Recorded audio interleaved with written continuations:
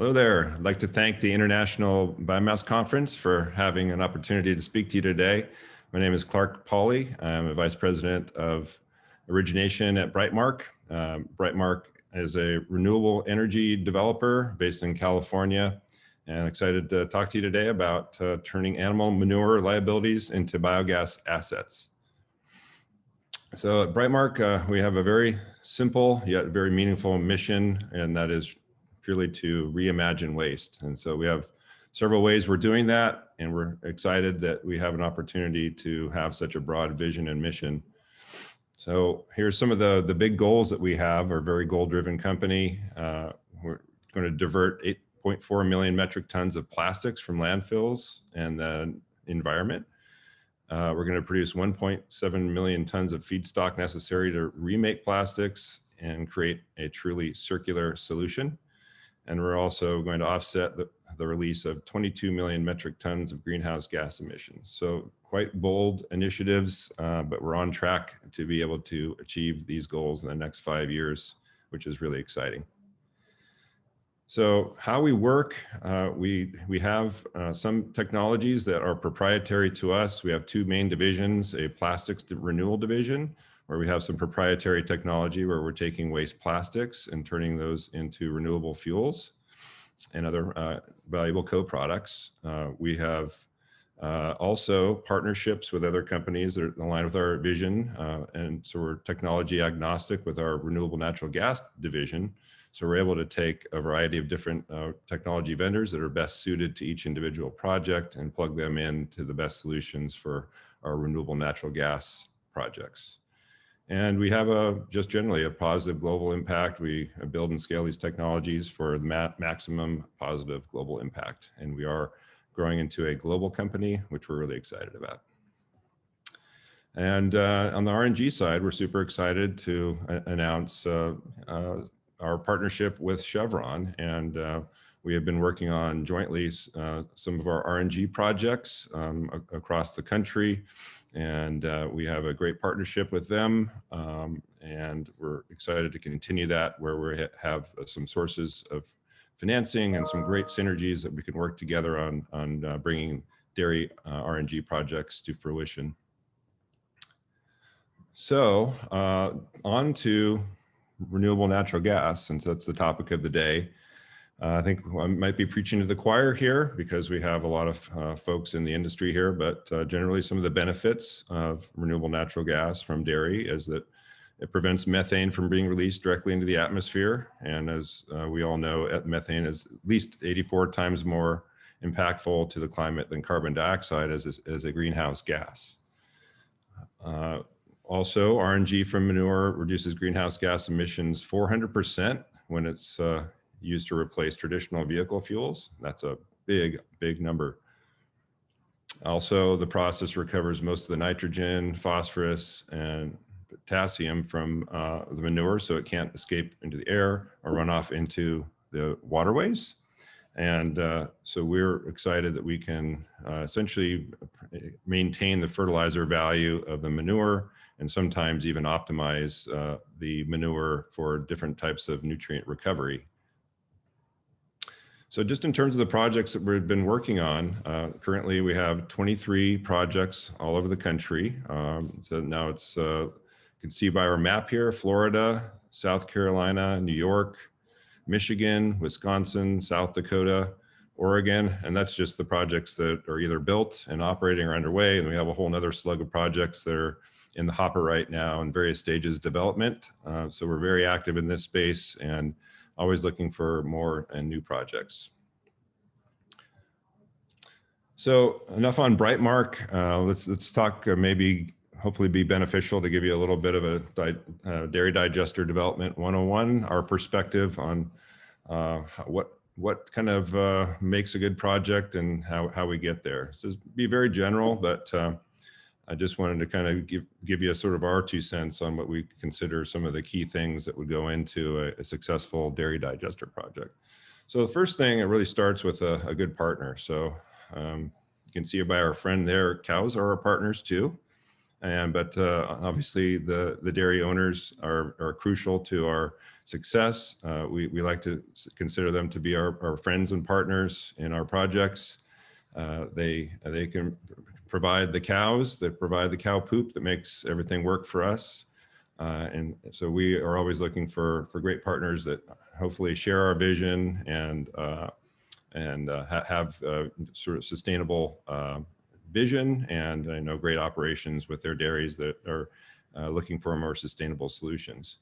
So cows, obviously our friend here, she needs to have enough feed to poop, and then we need to have enough critical mass in the dairy to make a project work. And for us, it's usually around 2,500 cows or more. And then we can make other projects work if there's dairies right next door to each other and do clustering. That might make sense for us, but typically that 2,500 cow or maybe 3,000 in a cluster typically will work for us very well, that size of a dairy and above. Land, so ideally, in terms of land, our ideal scenario is to have the farmer operating with their cows going into a manure collection system that's centralized. And then also they have the ability to use the nutrients from their manure on their existing land. That makes it certainly easier for everybody. And essentially our process just becomes a bypass in that case for the manure to gain some energy value and actually gain some additional good agronomic properties and still be able to allow the farmer to be able to use all those nutrients on the back end on all their forage crops that they're hopefully having to be able to maintain on their site. Another thing that's key to us is to have a natural gas pipeline close by. We can work around that. We can actually do a virtual pipeline if necessary, but ideally we would love to have within several miles an interstate gas pipeline, and that's because our typical model is to inject the purified natural gas into an interstate pipeline, and so we can maximize the value of the renewable natural gas. And again, back to the CAFO permits, that's the concentrated animal feeding operation permit that the farmer carries. We want to make sure that we can continue to discharge the nutrients onto the land, as I spoke to before. And also there might be an opportunity for an expansion during the project that we can hopefully accommodate and fit in with our project and our operation into their operation as well. And then certainly regulations can be tricky. There's some states out there that are more tricky than others. For example, California has a very regulated environment. So we just want to make sure as we evaluate projects that we have a path forward that is reasonable and not too costly and not too much time involved with respect to the permitting. So those are some of the sort of for starters, what we're looking for.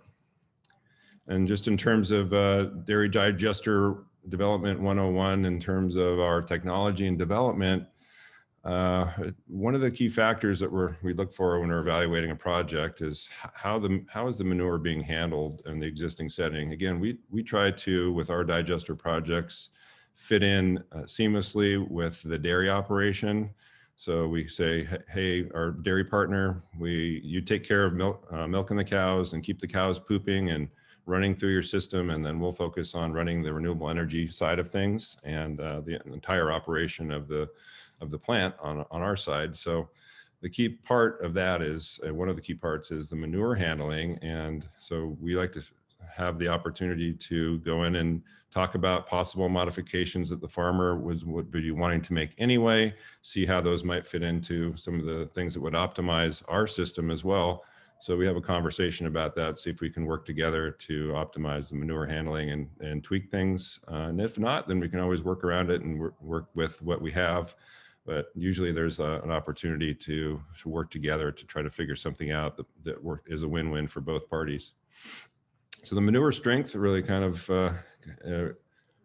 is another factor that really determines which type of a system that we end up using. We can actually get projects through because we're technology agnostic, we're able to get projects through that and designed as low as, maybe 0.5% or 1% solids in their manure, all the way up to what a full strength manure would be somewhere in the neighborhood of 5%, possibly 6%. So we have the ability to use different technologies for different manure strengths. And so we're proud about that we work with the best vendors in the industry to optimize each project for each different type of manure strength and manure handling. Another piece of this, just like our typical dairy partners don't want to have a lot of solids accumulating in their long-term storage lagoons. We're in the same boat. We try to work solid separation in there. So if you're a sand lane bedded dairy and you have a flush operation, for example, we'll work to optimize all the sand lanes and some of the solid separation so that we can also pull out as much sand as we can to recycle back into the dairy and also keep it out of our either anaerobic digester lagoon or perhaps a tank digester. So we have the same goals there, keeping the solids out. And so we tend to work hand in hand with our partners to make that happen. So in terms of the decisions on what you want to do with the RNG, so we're running typically the manure through a system, whether it be a covered lagoon digester or maybe a continuously stirred reactor, and depending on your manure strength and the other considerations above. And we are able to optimize what gas is coming out the back end, and you have some options. Really, that if you think about it, renewable natural gas is the ultimate flex fuel, in that we can either turn that renewable gas into a transportation fuel. And that way we do that is to purify it to strength or to purity standards of the interstate pipeline that you're injecting into. And then you can wheel that gas to, in some cases, all the way to California to fully realize some of the carbon credits that are available both from the federal government and the state government to turn that into a CNG replacement fuel for heavy duty trucks. So that's one option. And certainly there's lots of electric options as well, and a growing amount of options there on the electric side to turn that, essentially take the raw biogas, turn a generator, a methane fuel cell, or even a gas turbine to create renewable electricity. And that renewable electricity can be used for a variety of different methods, including electric vehicle charging, but also just to offset the electricity on the farm, or even to be sold as a separate renewable electricity source as well. So all those considerations above really roll into our technology selection. Is like, what are we going to do? How are we going to handle the manure?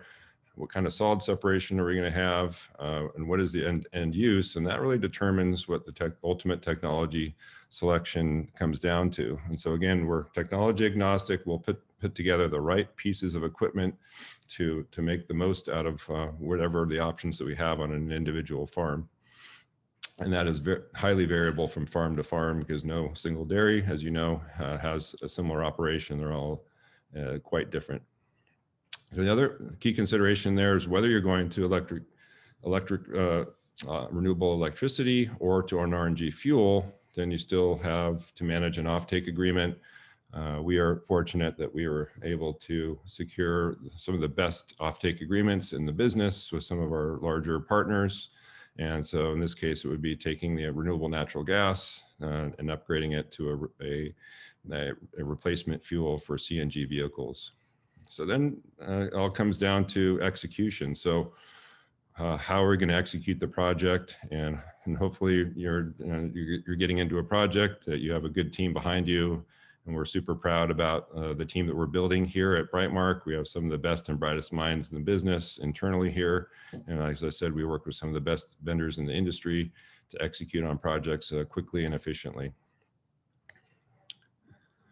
So that's your dairy digesters 101. I look forward to an opportunity to answer questions during the Q&A, and please reach out to us if you have any questions. Thank you.